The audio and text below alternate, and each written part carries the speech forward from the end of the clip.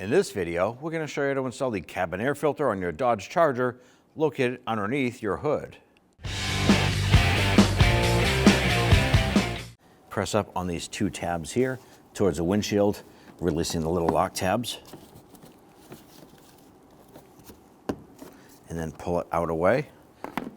Right here is the lid we need to release, so we're going to grab the lid here and lift it up towards the windshield. Releasing two tabs. And here's your cabin air filter. I'm going to pull that straight up and out.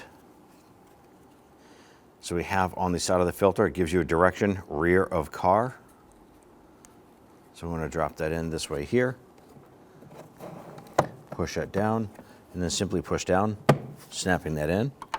And once that's snapped in, take your cover, three tabs, insert those into the cowl, and then push down.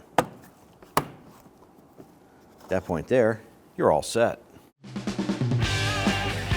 When only the best will do, demand TRQ.